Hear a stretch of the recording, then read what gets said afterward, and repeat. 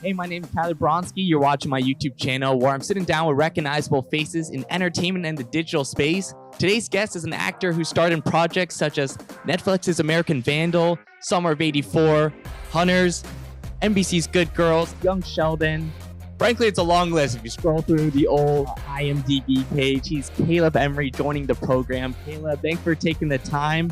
What would you say is the project that you get asked about, recognized about the most? It's probably Good Girls. I mean, we did the 4 seasons, and I mean, we aired on NBC, but it was such a big hit on Netflix that I think that's where a lot of people saw more. I was walking my dog the other day, and somebody stopped me in their car and was like, "You're from Good Girls." So I would say Good Girls probably the number one. Yeah. Well, let's start with that then. For your character, you're on all 4 seasons. And if those that aren't familiar with it, it's about 3 moms that are in need of money. They rob a grocery store and find out the grocery store is a laundering spot for the cartel. Your character, Baby Tyler, is a security guard at that grocery store and works with one of the main characters who happens to rob the store. But like I said, you were in it for all 4 seasons. So when you first signed up for Good Girls, what was the plan for your character in terms of how many episodes, how many seasons you were supposed to be a part of? Yeah, so as far as if anyone's familiar with acting, there's levels of TV, I think. So as an actor, you can be like a co-star, a guest star, series regular, and there's different tiers. Co-star being the minimal. When I signed on, I was originally supposed to do the first 2 episodes only. So the episode 1, season 1, episode 2, season 1, and that was it. And the first episode, I don't say anything. You just see me, and then you see me chase them. And then the second episode, I actually speak for the first time. And so that was it. That was all they had planned. And they wrote as we went. And I think they just liked the dynamic of having a security guard that wasn't really good at his job, securing a store that they had robbed, and they did it multiple times throughout the show. So yeah, it was at first, it was only 2 episodes, and it grew over to the span of 4 seasons, which was really good for me. And I love the show. I'm curious because you've done both TV and movies. What is the difference in, I guess, the environments of how a show operates versus how a movie, goes about their collaboration process? You kind of refer to shows as a writer's medium. So meaning that a lot of the times these scripts that these writers write go through a process through the networks and stuff like that. So when it comes to filming, you kind of have to stay on script, stay on path, and then it's more or less just make the show what it's supposed to be type thing. Where movies, to me, feels more of a collaborative experience. There's a little more improv happening, which is a lot of fun if you enjoy that kind of stuff. I love doing TV, but I love the improv that you can have and the collaborative experience you can have making a movie. Mm-hmm. So yeah, it's a little different process, but ultimately filming-wise, same situation. Go back to Good Girls for a sec. When you were filming the first season of that show, you were also working on Miracle Workers on Netflix, both shot in Atlanta. But what do you remember about just bouncing between both those sets at that time? Yeah, I was shooting both the shows in Atlanta, and I think they were really close together from what I remember, as far as distance wise. Yeah. So I was staying there, and we would film Good Girls, and then the next week I would be at Miracle Workers. And I remember one night I had a buddy in town, and he went to Miracle Workers with me, and we're in the trailer, and it was a night shoot, and we're like, all right, we have to spend the night in this trailer, basically, while we're filming. And I was sleeping when I could, but I knew I had to go to Good Girls the following day. So it was cool. As an actor, it's you feel super blessed and happy to be able to have multiple things going on at the same time. And I remember Kevin Hart made it a joke one time about how he was filming so much in Atlanta as well, that when he was on his way to set, he had to ask his people where are we going? And they would tell him the movie. And I was that's my little moment that I felt I was oh, okay, cool. I have multiple things happening at the same time.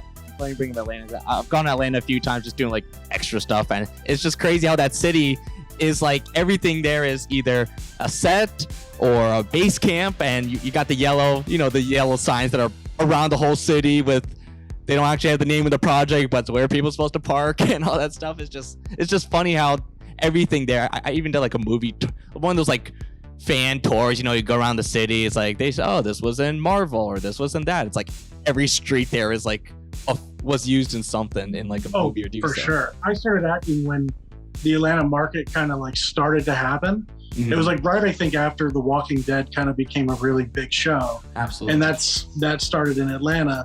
And like, it worked for me being out of Florida because it was so close that like, I mean, everything. I mean, you're right. It's like, and it's wild that they do like tours and they're like, oh yeah, this was shot here. This was shot. It's like LA. Yeah. But it's just wild. I mean, it's great for Atlanta and the city, but it's like so crazy how much production like flew there immediately. Absolutely. Yeah, there's a ton of production, like you said, for sure. Going back to Good Girls for a bit, your character interacts with Mae Whitman's character, Annie Marks, quite a bit in the show. Mae Whitman, legendary. She's been in the game for a long time. When you think about your time working with Mae, what comes to mind? It was just fun and easy. Like she's super kind. Like you said, like a lot of my scenes were with her. Like there's very little parts where I got to interact with Christina or Retta on set as well. But with Mae, in the grocery store, we just got to like hang out and we're just filming. And we were filming in a real grocery store. So like we were sitting in just the aisles when we were waiting. Yeah. So it was a good time. I mean, she's great and funny and she keeps everyone on their toes and she's very smart. I mean, she's been in the acting business since she was a baby and kind of her family's been in it forever as well. So I learned a lot from like how she handled things and things like that I'm glad I got to be part of it with her. Now the show was canceled after 4 seasons. I think very unfortunate. I think there's a lot more of the story to be told. I won't spoil it, but just like how the finale, leaves off of where the 3 different moms, their journeys could go and decisions they have to make. What do you remember the reaction being like with your castmates the next couple of days after that news came out that you guys weren't getting renewed? Yeah, I mean, everyone was kind of disappointed, I think, in the moment. Because like we said, like when it aired on NBC, it had decent numbers for television, but when it aired on Netflix, it was the #1 show on Netflix every single season. Mm-hmm. So, after it got canceled after season 4, like a lot of times shows don't make it very long anyway these days. It's very seldom, but yeah, we were all kind of disappointed. And then it recently did just drop on Netflix, the 4th season, right, and was #1 for a long time. And so then it kind of re-brought up, like, I could see like the tweets or Instagrams or whatever from the castmates, and they're all just like, interesting, #1 show on Netflix, yet not going to do a 5th season. So yeah, I think it was more or less, it was just kind of like we got close. I mean, we started in Atlanta, and that's like filming on a location. You're right there, and you have to become friends basically. And then we moved the production to LA in the 2nd to the 4th season. Which is where pretty much everyone lives. And we just became like, closer at that point, like more of a family, and we're shooting like, so when it got canceled, I think everyone was like, we're sad. We want to keep working. We want to keep doing this together, but things happen. I remember seeing some of your tweets, like, the fans creating the petitions to bring you back, and Matthew Lillard, like you said, oh, these numbers are pretty good. Why aren't we doing a 5th season type of deal? So I get it from that perspective. I guess you never know at the end of the day, but you're right. It is a little disappointing to see that you are getting the results, you are getting the fan base, but the story's not continuing from that standpoint. Yeah, I mean, I'm not high enough up in that to know exactly why, but like, yeah, you never know. Yeah, that's the reality as an actor and the business is like, the studio heads and all that, they have their reasons. We just normally never really know exactly why. So for you, I mean, in the case for most working actors, auditioning is really such a big part of what you guys do. I don't know how much people realize that, and I know no day is the same when you're not on the set. What are your days like, Caleb? It bounces depending on like auditions wise, because when we go through like seasons, and right now is a really hot time, so I would say like right now I'm doing like at least 3 auditions a week, maybe 4. Like, wow. So throughout the week, it's a lot of like, you get them in, you read them, you memorize them, you study it, and then you have to tape it. And then when you're doing 4, I mean, your week's pretty much full by the end of that. So there's not much. I got a new puppy, so my days now are filled with trying to take care of this puppy and learning how to be a dad. But yeah, so it's a lot of just, when you get them in, you gotta read, and a lot of times, I don't know if I should admit this, but I'm going to. You get the script sent to you at some points too, and when you're getting 4, you can't really read every script throughout the week because I'm not a fast reader. So, you get these scripts in, you get the sides, so you're really just focusing on these like 2-3 scenes that they send you. But yeah, that's basically it. I mean, it's a lot of like reading, memorizing, and then just like trying to figure out what you want to do as far as for the audition itself. And now everything's on Zoom, so it's like, or tape. I was gonna ask that, like, do you guys even do in-person stuff anymore? Or is it everything self-tape, Zoom, etc.? It's very like seldom. Out here, some commercials are going back in person, but right now it's very much just self-tapes. And then I haven't personally done this. I had a producer, director session, which is like tiers later in the audition process, like recently, and it was on Zoom, and I've had friends that have went in person for certain ones. Okay. So I think they're just kind of like debating maybe importance or whatever, like if they want to do it in person or not. But right now it feels like everything is just on Zoom or like tapes. Yeah. Which makes it harder. I think it's easier and harder. It has How so? Quality How so? control. I was just talking to somebody the other day about it, and I said the difference is when you go in person, you have like one shot, right? Like you go into a meeting basically, and you have one shot to like land it. So you got to study it, you got to know it, and you go in, you do it. If you suck, you suck. Like, if you mess up, you mess up. But for tapes, I could sit here for 4 hours and do one page over and over again and have 200 tapes at the end of it and be like, well, I don't think I got what I wanted. So it's like, it's a time thing. It's like you either trust yourself enough to go in and do it once and be good and like that process, or you're like, oh, I need to do it like 10 times before I feel like I got a good one. I prefer to go in and just have the one shot, and it makes your adrenaline pump and makes you really have to be on your game, trust yourself, and then, it's up to them at the end of it.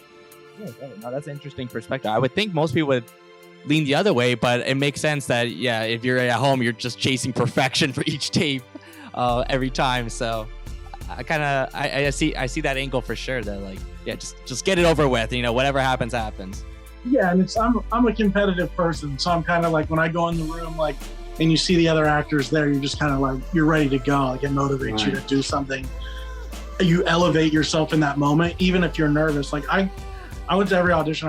I was very nervous going into the room and having to read for these people, and it's definitely way more comfortable to be able to sit at home and do it in front of your own camera and like have your friends reading with you. But it's the competitiveness I think I like. I like the adrenaline pumping. I like, knowing that it's like you got 1 or 2 shots maybe, and then like they got to see the next guy. So like get it done and move type thing. So I like that. But you're right. Other people probably prefer the comfortability part of it. The one thing in this industry, I guess it's true for all industries, but especially true in the entertainment field, is just networking. It's preached all the time. Life is about who you know at the end of the day. And I'm sure for you, living in LA, you see people in your industry all the time between just, like I said, living there, events, auditions, when you do in-person stuff, just being on sets. What's an example of how networking somewhere helped you land a role on a project later down the line? I'm doing a movie at the end of this year, and it's being produced by a friend of Retta from Good Girls. Okay. And so it was kind of like that connection helped me. Like I met her and we talked, and then like she approached me and said, hey, I have this movie that I think you'd be perfect for. I pitched you, they love you, like, that kind of thing happens. But even the same as like going back, if we want to talk about Good Girls, and when I signed on, I was doing only 2 episodes. Like being a nice person is obviously number one priority in general. Like, it doesn't matter what you're going to get at the end of the day. But networking on set, meeting these people, knowing who they are, remembering their names, talking to them the next day, that goes a long way. And when you have writers sitting around, it happened in Young Sheldon as well recently. I mean, my 2 episodes turned to 14 or whatever episodes of Good Girls, and that was because, like, from what I heard, like, they just liked having me around. Like, they liked my character, they liked what I did. And so I think like that subtle networking throughout filming and working can elevate that to the next level. We'll wrap it up with some rapid fire questions, just really some fun questions. I don't know, they never always end up super quick, but just some fun light hitters to finish it off. For you, I'll give you a couple names. I won't make you narrow it down to one, but a couple actors or actresses that have been on the bucket list for you to work with.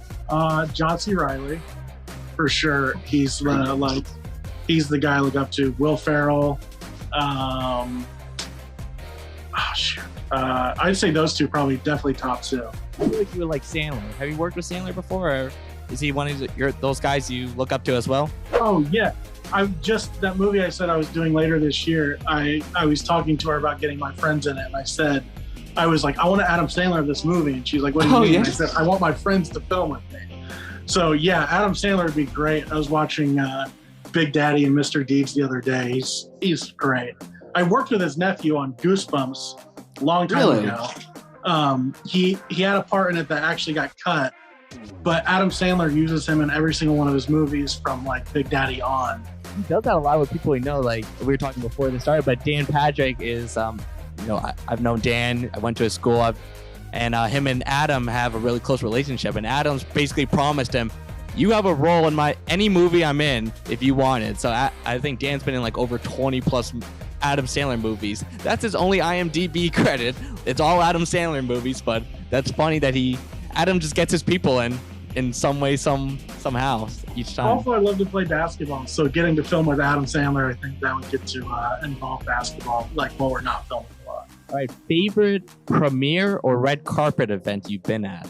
Ooh, Goosebumps was pretty cool. They had like all the monsters from the movie there. Okay. That was my first red carpet I ever got to do. But Hunters was really cool. Hunters did a thing.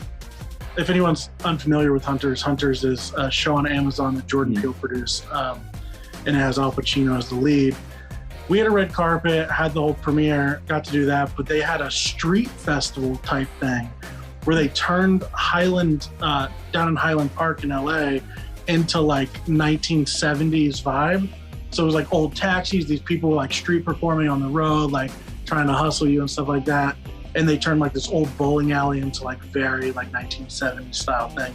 So that was like a part of the premiere, I guess. Like it was a premiere week, which was really, really fun. I got to go, like they brought whoever the cast wanted to go, and like we had our own like bowling area. We got to bring our friends. Like there's a lot of people. So I got to meet a lot of the fans, and they turned an old movie theater into like an old, like one episode screening room like type thing. And they had like 4 of them lined up. So I'd say Hunters was like, it was the most recent and it was the coolest one, I think, for now.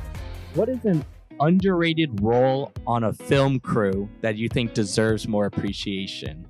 I know that's kind of a tough one, but when you think about the behind the scenes people, or someone that on the staff that you think just, more people should know about it, how they're a vital part to the production.